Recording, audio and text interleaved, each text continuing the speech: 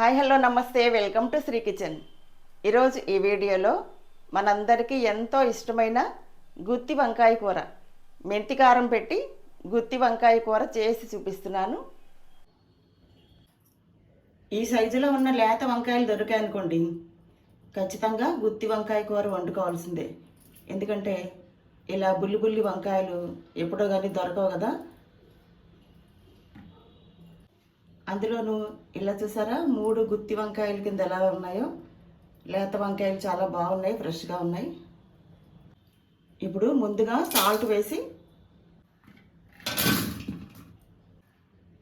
Salt వాటర్లో కడిగేసుకోవాలి. Salt వాటర్లో 2 సార్లు, నార్మల్ వాటర్లో 2 సార్లు వంకాయలు శుభ్రంగా కడిగేసుకున్నాక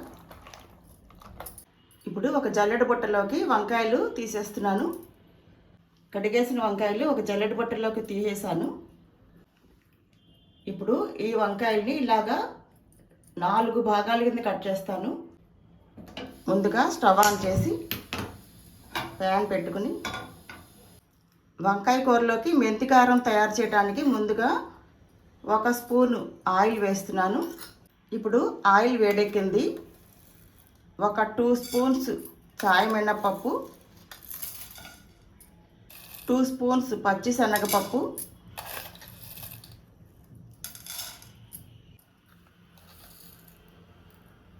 2 స్పూన్స్ ధనియాలు,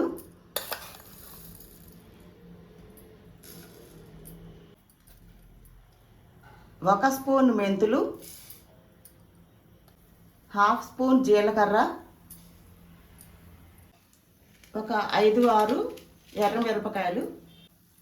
ఇప్పుడు ఈ పోపు దినుసులన్నీ స్టవ్ లో ఫ్లేమ్లో పెట్టుకుని మాడకుండా కదుపుతూ దోరగా వేయించుకోవాలి. వంకాయ కూరలోకి మెంతికారం తయారు చేయడానికి 2 స్పూన్స్ చాయ్ మినపప్పు, 2 స్పూన్స్ పచ్చిశనగపప్పు, 2 స్పూన్స్ ధనియాలు, 1 స్పూన్ మెంతులు, 1/2 స్పూన్ జీలకర్ర, ఒక 5-6 ఎర్రమిరపకాయలు ఇవన్నీ వేసి దోరగా వేయించుతున్నాను. గోల్డెన్ బ్రౌన్ కలర్ షేడ్లోకి వచ్చే వరకు కదుపుతూ ఎర్రగా వచ్చే వరకు వేయించుకోవాలి. ఇలా వేగటంలోనే వంకాయ కూరకి టేస్ట్ వస్తుంది. ఇప్పుడు పోపు దినుసులన్నీ ఎర్రగా వేగాయి. స్టవ్ ఆఫ్ చేసేస్తున్నాను. ఇప్పుడు వేడి చల్లారింది. ఒక మిక్సీ జార్లో వేసి గ్రైండ్ చేస్తున్నాను. ఈ మాత్రం చింతపండు కూడా వేసి గ్రైండ్ చేస్తున్నాను. చాలా కొద్దిపాటి చింతపండు అండి. ఈ మాత్రం చింతపండు వేయటం వల్ల మెంతులు చేదు తెలియదు. ఇప్పుడు ఈ పోపు దినుసులు వేడి చల్లారాయి కదా, మిక్సీ జార్లో వేసి గ్రైండ్ చేస్తున్నాను. ఇప్పుడు ఈ పోపు దినుసులన్నీ గ్రైండ్ చేస్తున్నాను. చింతపండు వద్దు అనుకుంటే స్కిప్ చేసేయవచ్చు. ఒక 70% గ్రైండ్ అయితే సరిపోతుంది. ఈ కూరకారం అంతా ఒక బౌల్లోకి వేస్తున్నాను. ఇప్పుడు గుత్తి వంకాయ కూర కదా మనం చేసుకునేది, అందుకని కూరకారంలోనే రుచికి సరిపడా సాల్ట్ కలుపుకోవాలి. ఇక్కడ పసుపు, ఈ మిశ్రమాన్ని అంతా ఒకసారి కలిపేసుకోవాలి. కూరకారంలో సాల్ట్ వేసాం కదా, పసుపు వేసాం కదా, ఇదంతా సమానంగా కలిపేసుకుని ఇప్పుడు వంకాయ కూరలోకి కూరకారాన్ని కూరుకోవాలి, స్టఫ్ చేసుకోవాలి.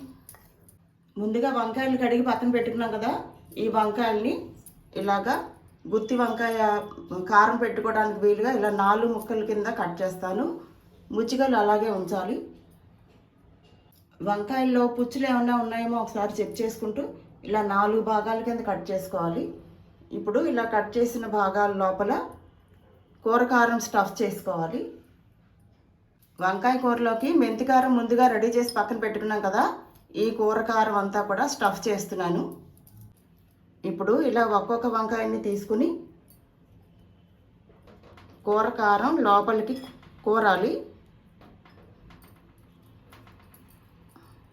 చూసారు కదా, ఇలాగా కూరకారం పెట్టాక ఇలా దగ్గరికి నొక్కేసుకోవాలండి.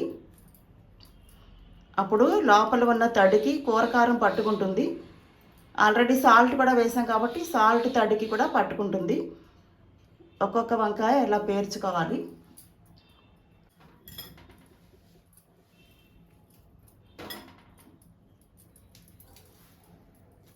ఇట్లా నొక్కేసుకుంటూ అన్ని వంకాయలు ఇలా చేశాక చూపిస్తాను. 2 ట్రిప్స్ కింద ఫ్రై చేస్తున్నాను, ఎందుకంటే బాగా ఫ్రై అవుతాయి కదా. ఒక హాఫ్ ఫ్రై చేస్తున్నాను, తర్వాత ఈ హాఫ్ ఫ్రై చేస్తాను. ఇప్పుడు వంకాయలు ఫ్రై చేయడానికి స్టవ్ ఆన్ చేసి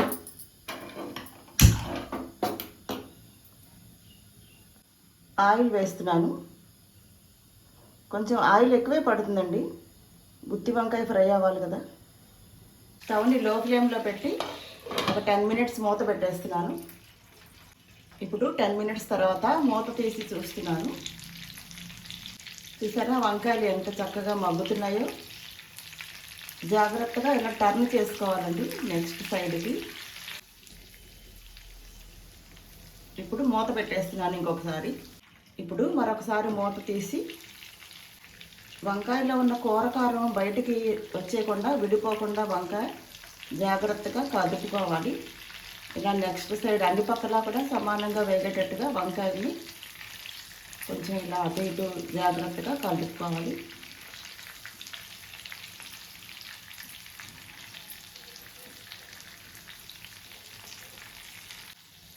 ఎక్స్ట్రా ఆయిల్ అనిపించింది అనుకోండి, ఇలాగా ఫ్రై అయిపోయాక వంకాయలు మాత్రమే బయటకు తీసేసుకుని ఆయిల్ అలా వదిలేసేసి వచ్చండి ప్యాన్లో.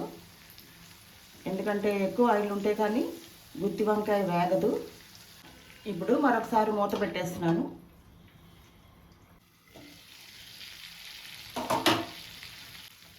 గుత్తి వంకాయలు కూరకారంలో మగ్గుతుంటే భలే మంచి వాసన వస్తుందండి. ధనియాలు, మెంతులు, ఈ పోపు దినుసులన్నిటితో మంచి వాసన వస్తుంది.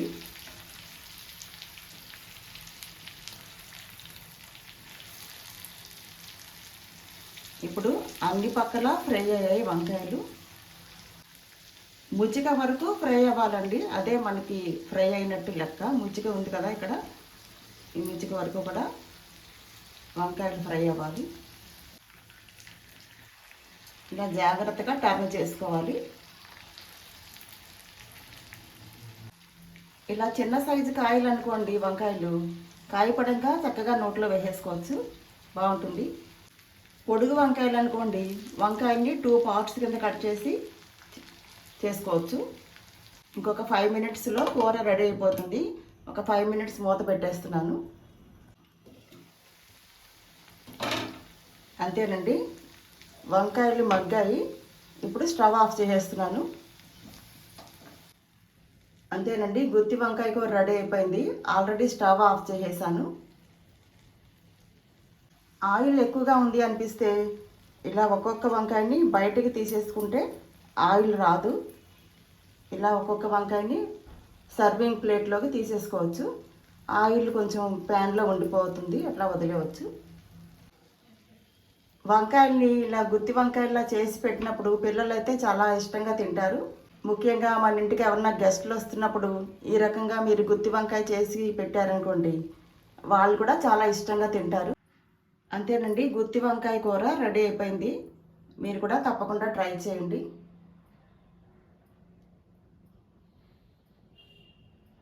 అదండి, మనందరికీ ఎంతో ఇష్టమైన గుత్తి వంకాయ కూర చూశారు కదా. మరో కొత్త వీడియోలో మళ్ళీ కలుద్దాం.